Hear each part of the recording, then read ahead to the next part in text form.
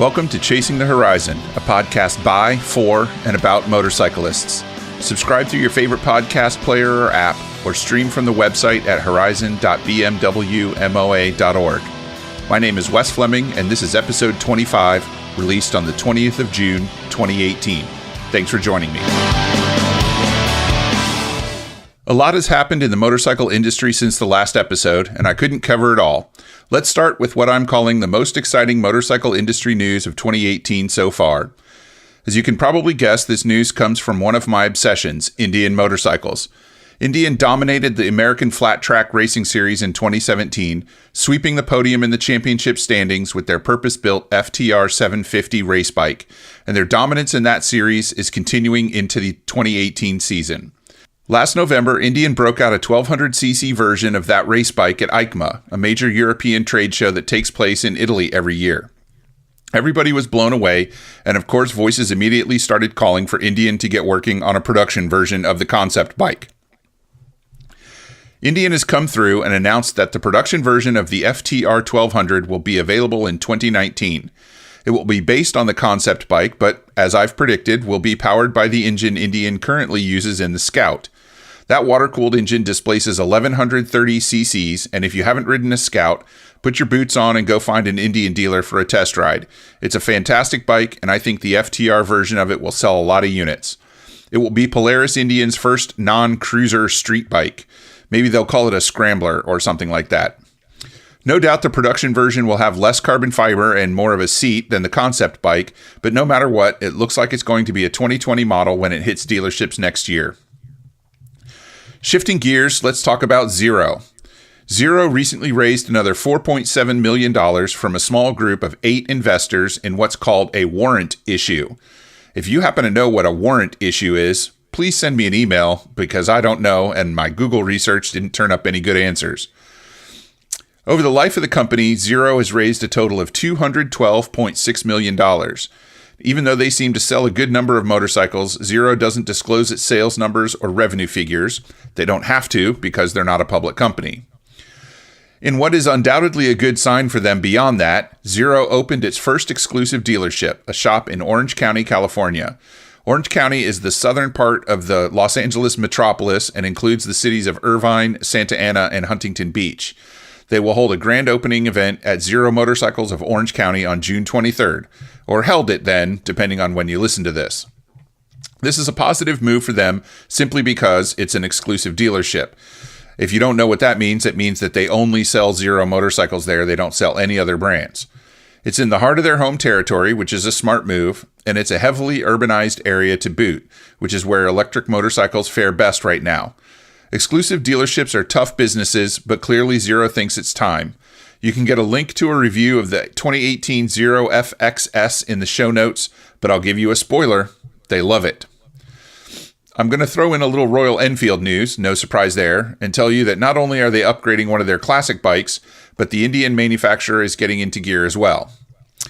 Back at the end of May, Royal Enfield released details on the newest version of their single-cylinder Classic 500. They're upgrading that bike to include anti-lock brakes, a rear disc brake, and enough room on the seat for a passenger. Rod Copes, who runs Royal Enfield's U.S. division and was a guest on this show in episode 17, called the updated Classic 500 fun, accessible, and affordable. You can check them out in dealers and pick one up for yourself for less than $6,000. It's good that Royal Enfield is getting the word out about the updated Classic 500, because with 3 new bikes hitting the street this year, it might be easy to overlook the company's best-selling motorcycle. And with all the money you save buying a Royal Enfield, you can get yourself some RE-branded gear, including helmets, jackets, t-shirts, pants, and accessories to show off your brand pride. If it's good enough for Harley, BMW, Triumph, and all those other popular bands, it ought to be good enough for Royal Enfield too. Now, what do urban mobility, national and gender diversity, automated driving, and non-Japanese executives have in common? Yamaha Motors. New Yamaha CEO Yoshihiro Hidaka says his company needs to pay attention to the growing trends in electric vehicles and says he expects his company to continue moving that direction when it comes to scooters, motorcycles, and even boats. He also sees internet connectivity and automated driving having space in the two-wheeled world. Yamaha's hiring of 86 management trainees from outside Japan shows Hidaka's commitment to diversifying his company in the conference room, and that's reinforced by Yamaha's first 2 non-Japanese executives. Not to mention the woman they appointed to the board of directors as an outside director for the first time in the company's long and storied history. Speaking of electric two-wheelers and scooters, Taiwanese manufacturer Kymco is pushing into the electric scooter market in a big way. They've already got the Gogoro electric scooter, and I tell you from checking out photos, you wouldn't know it was electric if nobody told you. And now Kymco has announced 2 brand new all-electric scooters with swappable batteries. One is called the Nice 100 EV, and the other is the Nice 110 EV. The 100 has a top speed of 28 miles per hour and a range of 37 miles, while the 110's top speed is 37 miles per hour, and I couldn't find an expected range on that. The Nice's batteries charge in about an hour, and each scooter can carry an active battery and 3 spares.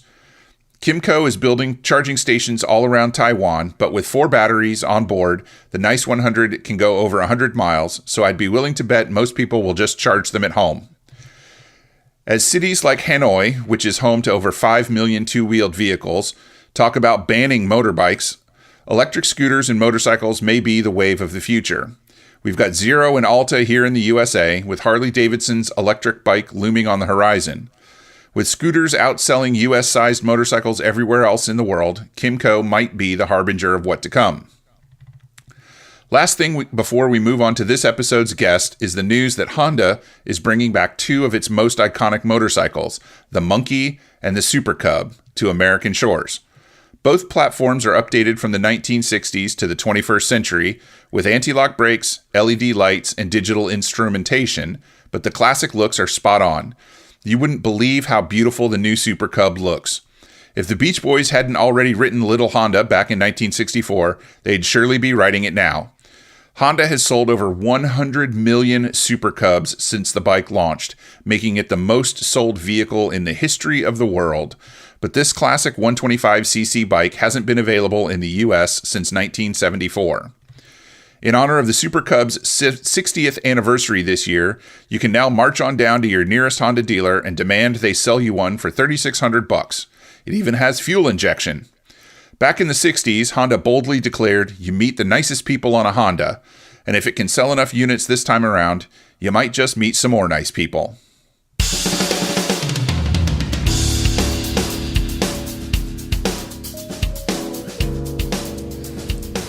As regular listeners to the show know, the last episode that I had, I busted down and I don't know what's the nice way of saying that. I dissed scooter riders. Both me and my guest were a little hard on scooter riders, and I got a little bit of flack for that. So I'm going to try and make up for it by talking to the single most hardcore scooter rider I have ever known or met in any fashion whatsoever, and we're gonna drill down into this and get to why we motorcycle riders tend to diss scooters. So I didn't think to ask you before I started talking, am I supposed to call you by your regular name or your nickname that everybody knows you by? Well, most people know me as Hammy. Okay, well, Hammy Tan, then welcome to the show. Hello. So let's start with telling. Well, I know a little bit about your background, so I know that you didn't grow up your whole life in the United States. You came to the United States, I forget, either as a teenager or as an adult. Which was it?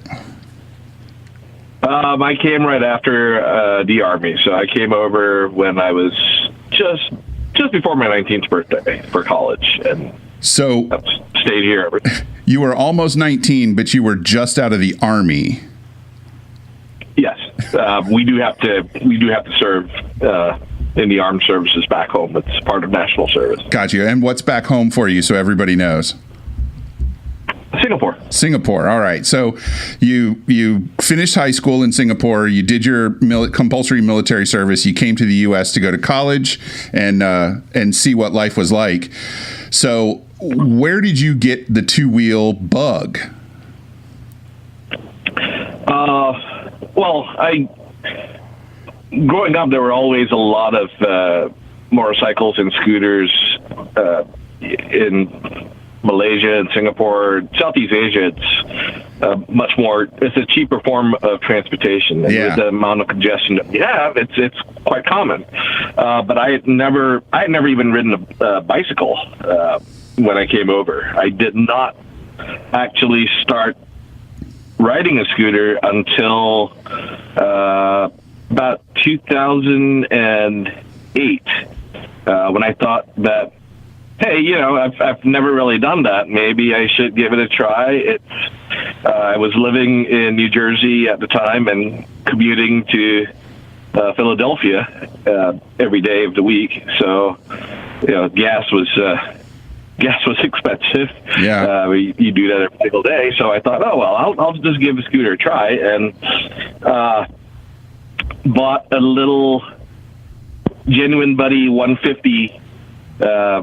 Which I thought was, hey, this is pretty fast. Did not know at the time that speedometers can be optimistic. Yes. Was wondering why everybody was trying to kill me on the highways. And I did actually get on an interstate once, thinking I was going 60 miles an hour, when in reality I was probably going 45. Wow. So it took me a while before I actually met up with some other scooter riders, actually a scooter club of sorts, and then started riding a lot more, and actually enjoying my ride more, especially when I moved over to Philadelphia and didn't really have to commute anymore, and I could actually ride for fun. Yeah. So after you kind of got through that initial stage with the 150, what was the first scooter that you got that was really capable of traveling on the highway and keeping you safe and up with the flow of traffic?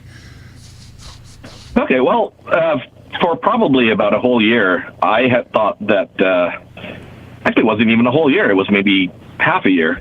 I had thought that the 150 was good enough for me to do most things, and I put 3,000 miles on in maybe 3 months or so. And then I met Jerome Bird, who is my inspiration, I guess, for riding. And he had come in on a Yamaha Majesty 400, which had an Iron Butt Association plate packer. Right. And I was familiar with that because one of my friends had talked about it when I was much younger. And I thought, I didn't realize scooters could actually do that. And he said, oh yeah, all you need is something that's a little larger, 250 or more. So and at that time I thought, oh, the 150, that's more than enough for me. Like, who needs to actually go 60, 70 miles an hour? Well, I looked at him, and somehow I don't really know how, but 2 weeks later I was in a SYM Citycom 300. It's actually 262, but of course, close enough. They wanted to call it 300. Yeah. And then suddenly I was able to go on the interstate. I could go on a turnpike. My top speed was about 79 miles an hour, and it would take me about 2 minutes or 3 to get there. But just the fact that I could actually get on a turnpike now opened up all kinds of travel for me. Yeah, absolutely. And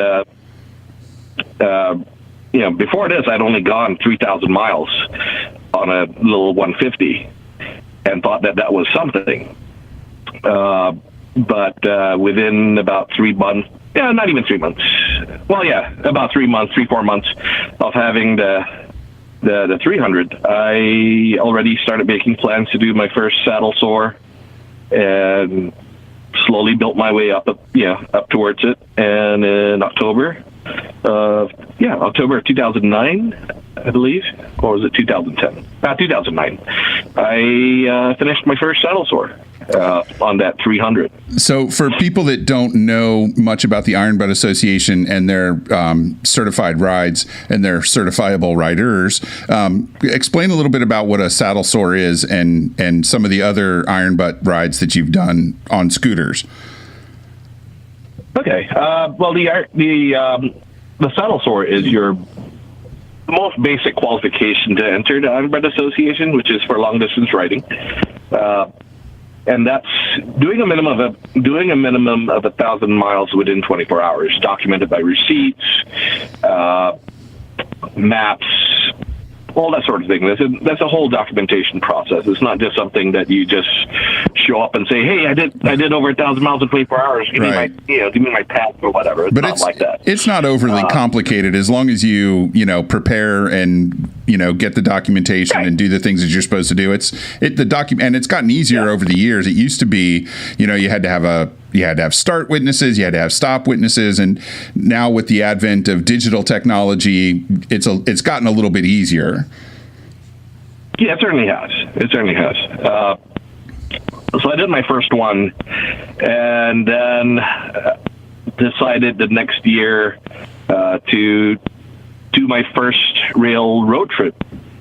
I had never actually gone past Ohio before, and decided that the Ironbird Association has a spring party of sorts down in Jacksonville every year around spring break. Party. March or so. Yeah, the pizza party. Yeah. Even though it's not really, there's really no pizza there. No, not anymore. So, not anymore. So 2010, I decided that, hey, I would actually go and attend this. And at the same time, I saw that there was this particular ride that the Iron Butt Association has, which is a little bit different, and it's called the National Parks Tour. Right. Where you have to visit at least 25 states and get at least 50 national parks, each one documented by a stamp for that park. So I thought, okay, well, hey, I've never been to Florida on two wheels, and I'm about to do this, so why don't I actually make an adventure out of it? So I took my biggest trip at that point ever on two wheels at the very end of February on a tiny little, now what I realize is it was a tiny little 262cc scooter throughout the entire southeast U.S. Ran into snow, ice, I had to stop every few minutes in North Carolina because my gigantic windshield kept turning into ice. Oh, no. I had to stop every few minutes to get the ice off to actually look through the windshield. And then ended up in Jacksonville eventually and did my saddle sore there that they had, a special one that kind of takes you around all of Florida looking at certain things, and got to meet other people in the IBA who I'd never met before outside of Jerome. And got to meet Mike Nebo and then Lisa Landry and a few other people. All the various and sundry Iron Butt Association psychos. Yeah. Well, and was recognized as one of the psychos for being on a scooter, which apparently was kind of bizarre for them. It really was. And I remember hearing about you several years before I met you about, you were basically referred to as that scooter guy or that crazy scooter guy, if people had enough to drink at that point. But just listening to you talk, if you didn't start by telling me that you had done that trip on a 262cc scooter, you sound pretty much like every other person that's been bit by the motorcycling bug and wants to get out and travel and do things on two wheels. So, not having talked to a lot of scooter riders, I've always kind of seen scooters as, basic transportation that people use when they don't have a better choice. But you've pretty much stuck with scooters from the beginning by choice. So you obviously could have gone and switched to motorcycles if you wanted to, but you haven't done that. I've tried it twice. Don't like it. Don't care for the manual clutch or shifting. All my certified rides have been on automatics. My Iron Butt Rally in 2015 was on an automatic. My next bike will be automatic, and whether it's going to be an automatic or a scooter, I don't know. But right, I have very much preferred not having to shift. it provides its own challenges. But maybe I'm lazy and not really all that bothered about shifting. But, well, luckily, Honda and some of the other manufacturers are going to help you out, and then they're coming out with all sorts of bikes that you don't have to mess with the clutch or shift. Even the brand new Goldwing has an automatic transmission version. Yes, I sat on one on Saturday, and I really wish I hadn't done that. Because the other thing is I have shorter legs. My inseam, I guess, is 29 inches, and for a lot of bikes, I can't get close to flat fitting. So even the Goldwing itself, I can actually flat fit that one. And the older Goldwing was much heavier, and I had trouble pulling it off the side stand. Yeah. When one of my friends offered for me to just sit on it and try it. Whereas this one, the newer one, I was able to actually move it off the side stand, and I thought, oh dear, I really shouldn't have done that. Because I just crossed the country on a little scooter on I-80 and thought, wow, I really wish I had a little bit more than 262 cc's. So is that what you're riding now? Is still a 262 cc scooter? Oh, actually, I'm sorry. I have a 279 now. Oh, okay. A whole bit. What's that? 17 cc bump there. Nothing to sneeze at. Yeah. But yeah, a little hot in the Forza. I was following the trip on Facebook, and you didn't just cross the country. You bombed across the country. I mean, there was no dust gathering on you whatsoever at any point during that trip. How long did it take you to get from Philly to California, where it was the memorial ride, the George somebody memorial ride that you came back on, wasn't it? Oh no, it was actually the scooter cannonball. Oh, scooter cannonball. Okay. The scooter cannonball run that I came back on.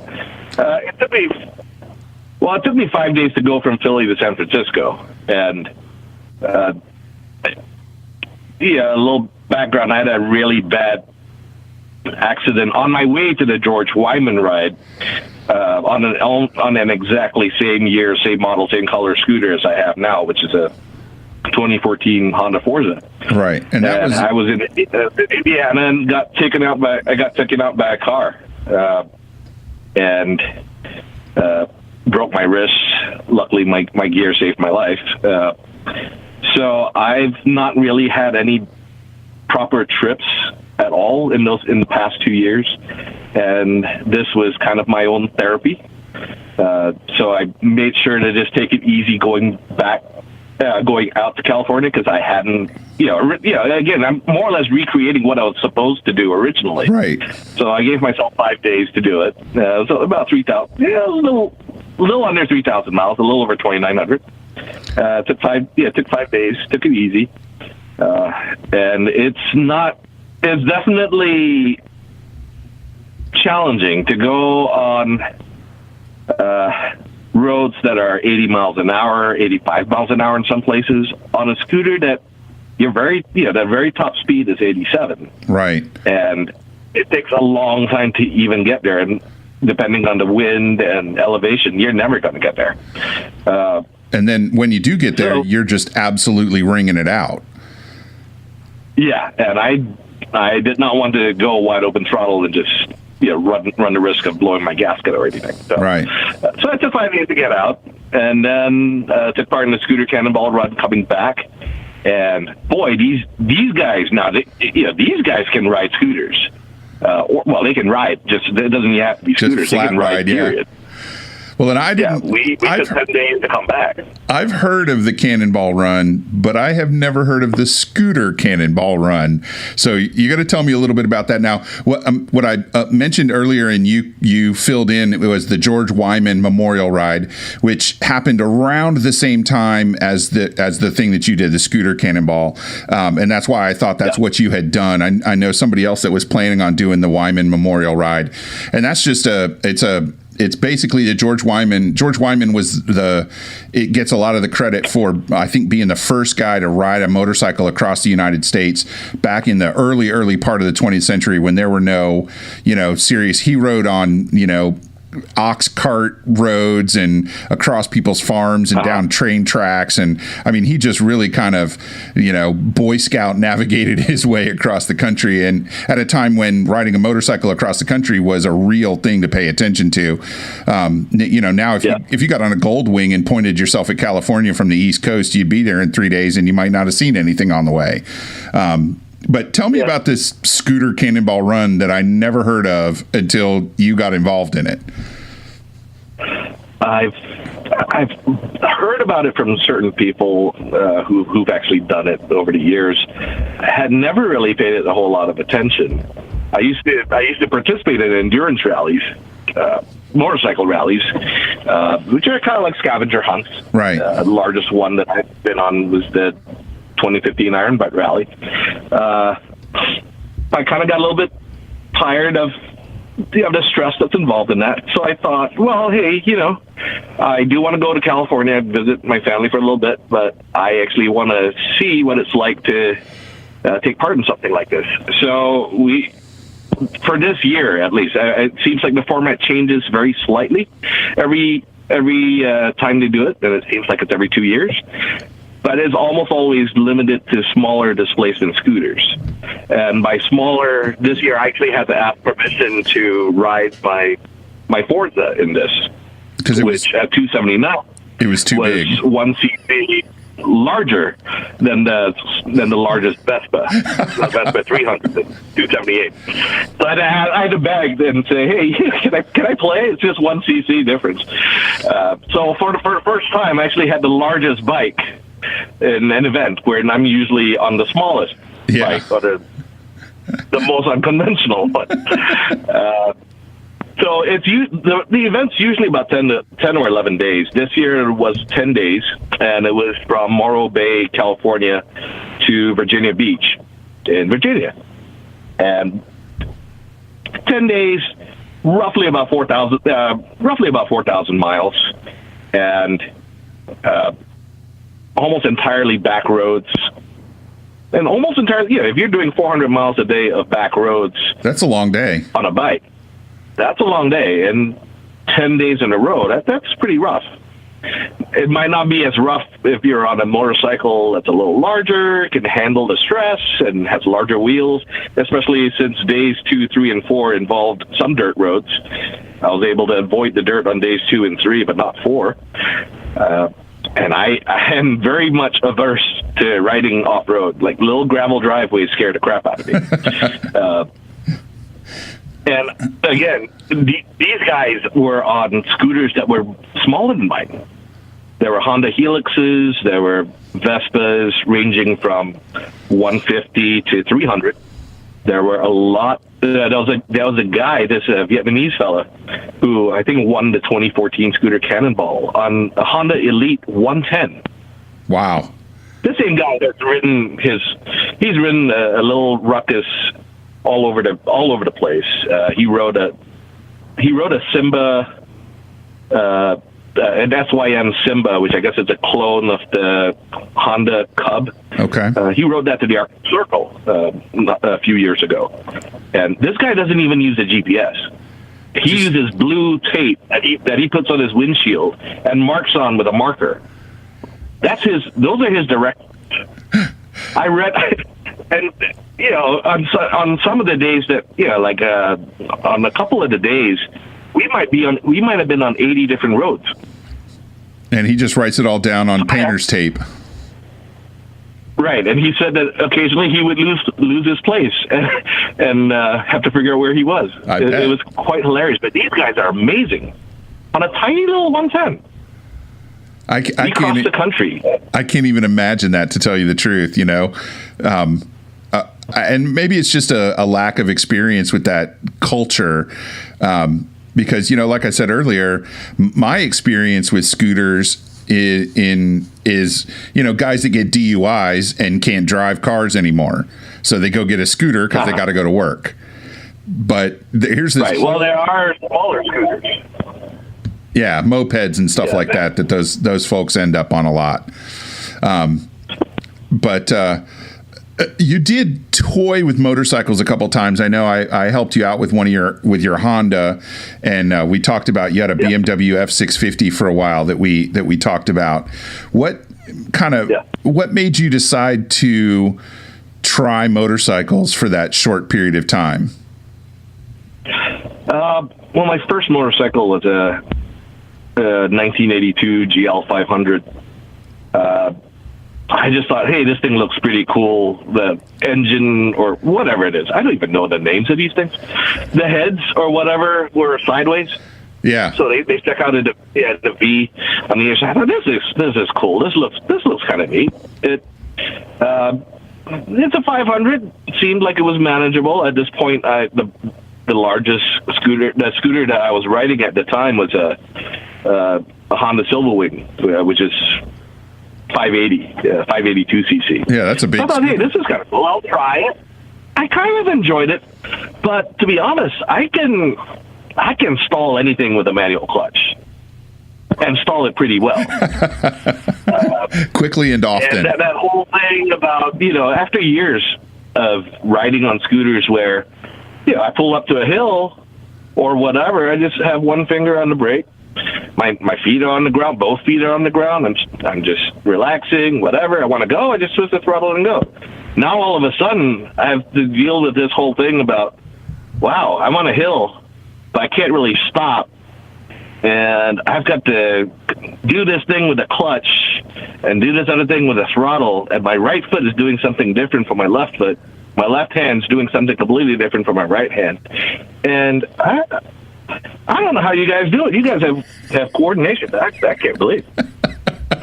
So it probably explains. I did that for a few months and decided, this is cool, but not really for me. Right. I'm apparently not that coordinated. I don't know how I walk straight, I guess. But I decided I'm just going to go back to scooters, or at least I went to the DCT motorcycle. Right. And had to get used to having the rear brake being on the right, being activated by the right foot. Because on a scooter, all your controls are up there on your handlebars. What is a clutch lever on a motorcycle is your rear brake on a scooter. So I'm used to that. That makes sense to me.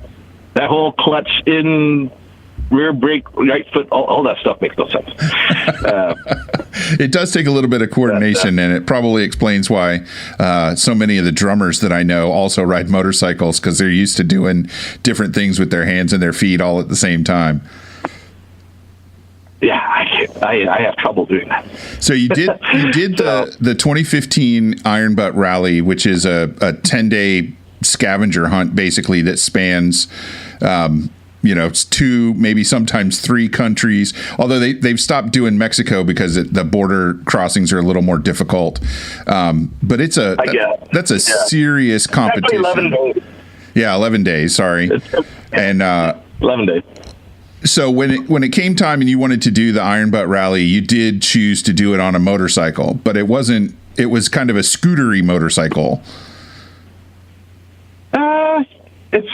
She shifts.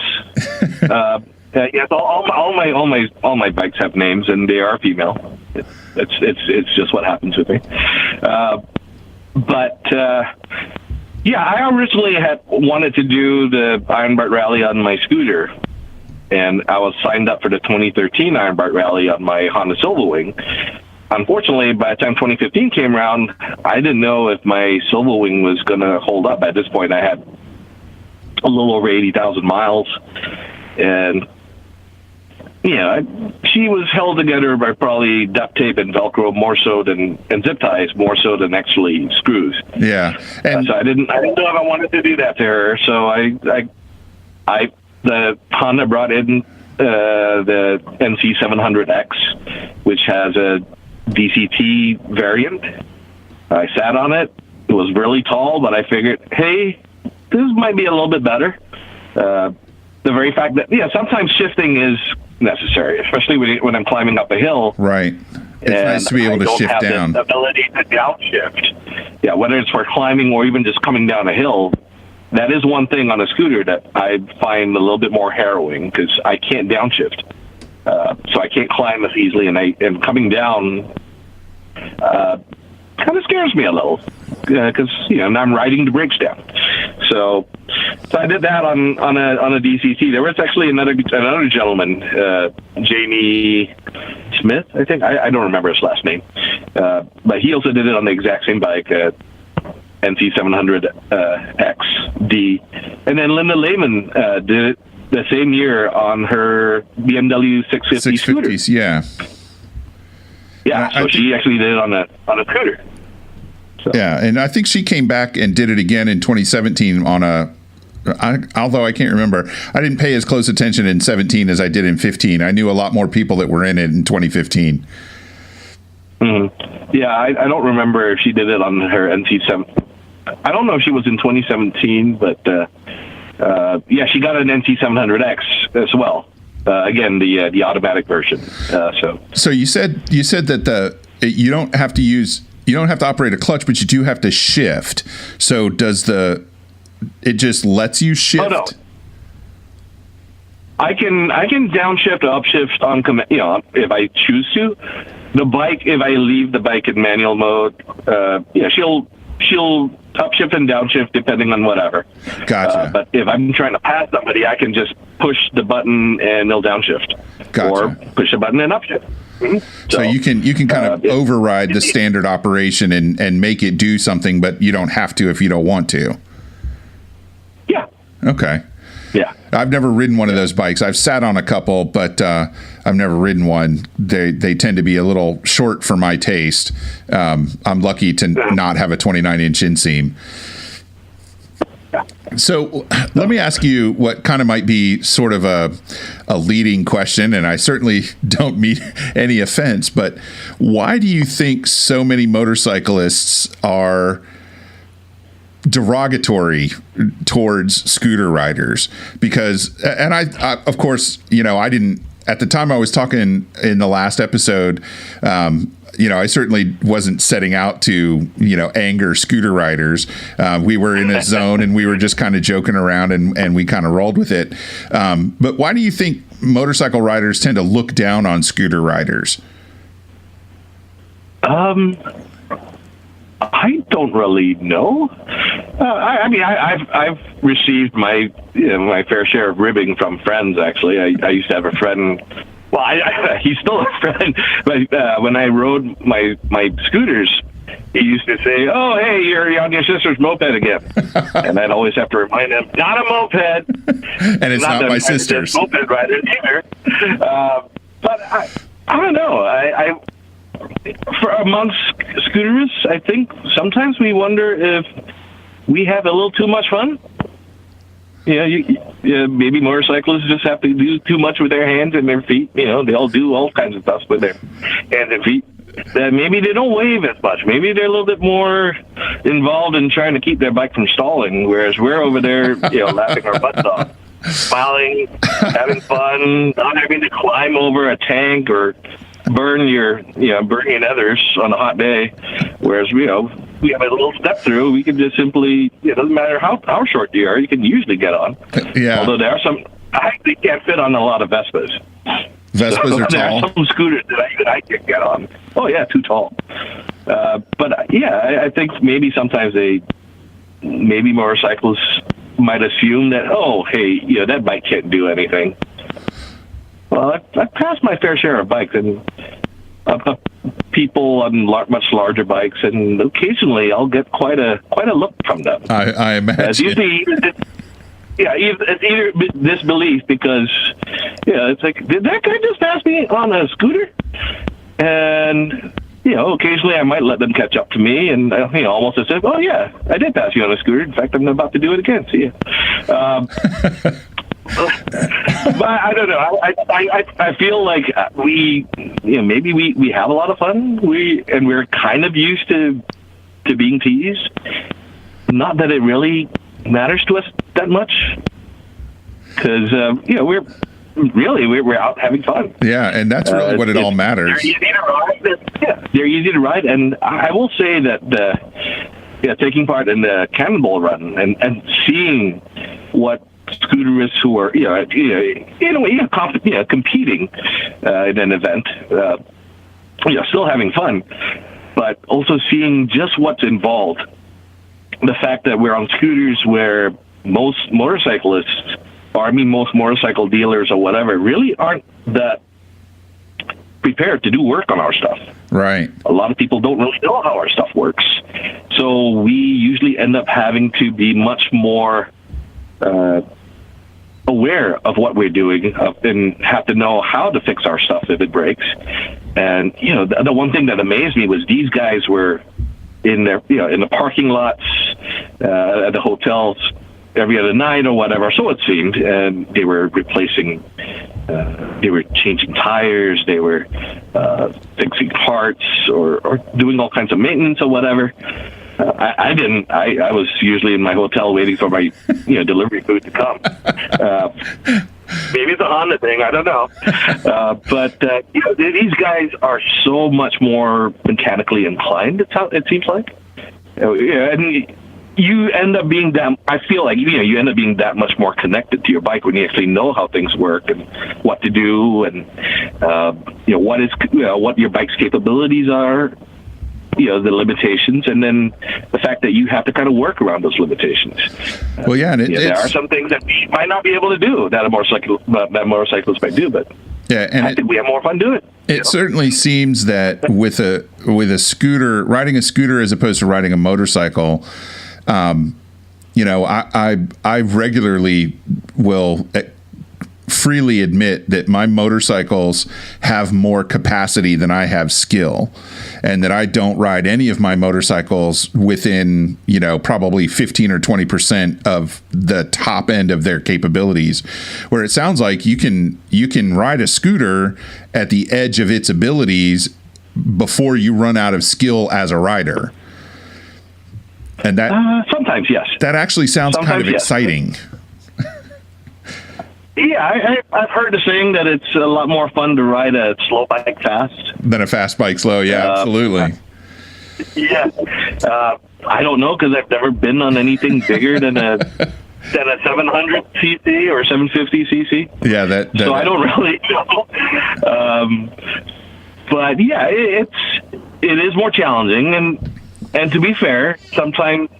While riding my scooter to the limits, I have maybe bitten off more than I can chew, and tried to pass a semi on a hill, and realized, oh dear, no way, I'm actually going to beat this. But now there's cars behind me wondering what on earth this little guy is doing, and just kind of have to swallow my pride and just put my blinker on, and I go, okay, all right, slowing down. Not really because I want to, but kind of because I don't have any other choice. So I actually want to go back a little bit, and not to bring up any horrifying memories of your crash, because it was a very serious crash. But you credited your gear for saving your life, and I'm in that same boat. The reason that I continue to wear a full face helmet to this day, no matter what the temperature is outside, is because one of them kept me from being dead, and now I've just got it in my head that that's the only thing that I can ride and survive in. I try not to judge other people based on their helmet choice, but and that's one of the things that I think sets you apart at least from my perception of the scooter world, is that you're very much an at-gat rider, all the gear, all the time, and you take your gear very seriously. How did you tell me a little bit about the gear that you choose and how you arrived at that choice, and if being in the scooter world had any effect on that? I will admit that when I first started, I just like all of us. I bought some of the protection gear. Yeah, I thought, okay, well, jacket, pants, boots, whatever. Realized that I looked like I was out to play football, dressed in What I didn't realize at the time was more or less off-road kind of gear with armor plating and everything. Gotcha. Looked absolutely ridiculous on a low 150. But there were a lot of times when I would just take my stuff off because it was hot. Yeah. And just ride in a t-shirt, pants, and jeans. I always wore shoes or whatnot. I've been on rides with some of my friends where, at that time anyway, we were on, some of them were in shorts, some of them were, I don't think I've ever ridden with anybody in flip-flops, but, I've certainly seen people do that. Yeah. But then we had one, I was actually on a ride with a few of my friends, and there was a hill where right past the hill there was a stop sign. Kind of the silliest place to put a stop sign. And two of us braked in time. Third guy had no chance. He came up over the hill, couldn't see, and he slammed into the back of of the other guy. The other guy went one way. He went sliding down the other way.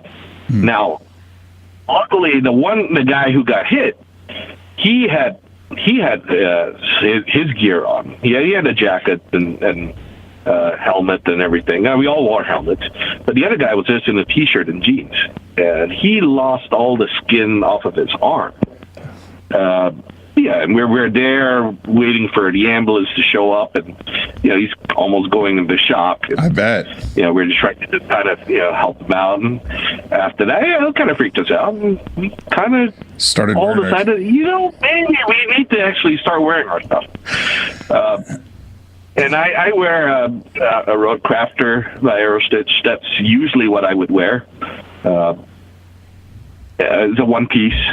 And that's what I wore. If it's an event of any kind, that's usually what I'll wear. Right. Sometimes when I'm going to work, it's a bit difficult for me to bring stuff into my workplace. Right. Where I work is not really conducive to me bringing anything in. So sometimes I might just wear like a certain like motorcycle pants or where they're really more abrasion resistant, but no armor. So right. Not ideal. Really not ideal, but thicker and supposedly more abrasion resistant than regular pants. So I'm going to do that and wear my first gear, Kilimanjaro jacket. Served me very well. I still wear a helmet. I don't wear a full face helmet. I usually wear a 3/4 helmet that has it's actually more like a modular, where the chin piece, it's you can actually remove it. So I almost always wear it in, so it's like a full face. It's kind of difficult for me to get a full face on my head, so this allows me to get the thing on my head and then install the chin piece and turn it into a full face. There you go. So it's a true modular helmet, not a flip front helmet that everybody calls a modular helmet.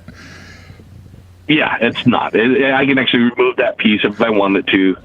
But I almost always leave it in there because when I did have my crash, I did have that on. I did not somehow manage to not hit my head during the crash, but I certainly was glad that I had that chin piece on. I bet, because who knows what might happen. That's right. Yeah, and who knows what might happen. Nobody wants to need beauty sleep, No, certainly not.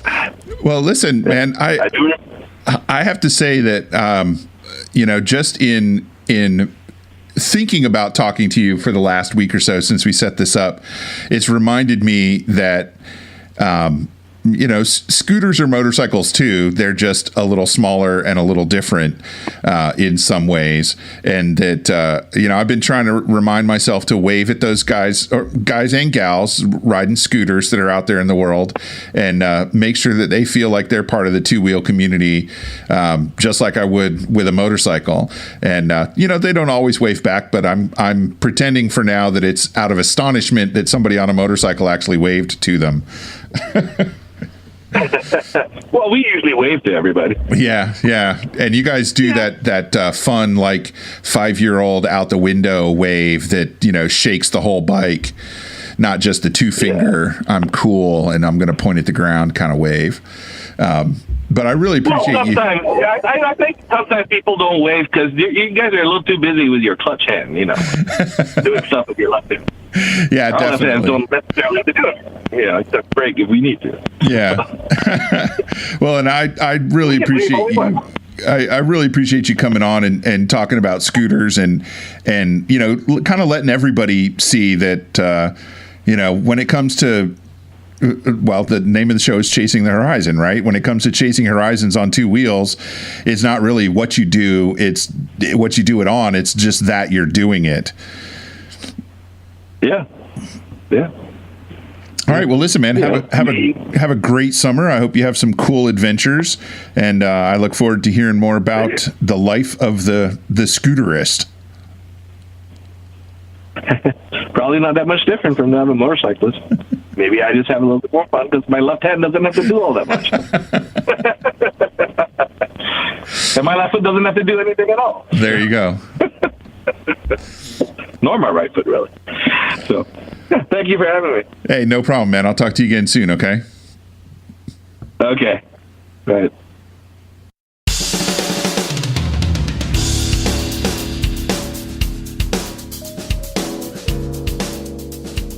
Don't forget to check in with me over the summer by getting connected to one of the show's social media feeds, Facebook, Twitter, or Instagram, and especially by checking out the website at horizon.bmwmoa.org. You can also email me at podcast@bmwmoa.org.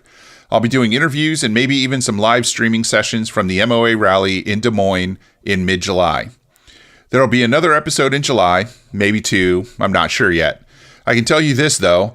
My guests on the next couple of episodes will be part of a team that's come up with a new and exciting, but simple, navigation device, and a woman who is super excited about electric motorcycles. Take some time to check out the MOA website at bmwmoa.org and sign up for the 3 free program. You'll become a trial member for 3 months and receive 3 issues of our fantastic magazine, the BMW Owner's News. Even if you don't currently ride a BMW, it's a great motorcycle magazine, chock full of tech articles, product reviews, and great features.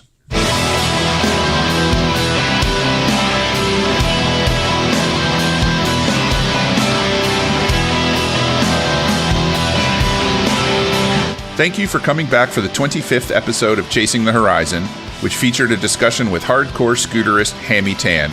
Stay tuned for our next episode sometime in July. Thanks again to all our guests and listeners for giving us their time. We'll see you out there somewhere on the road, or off it. Ride safe.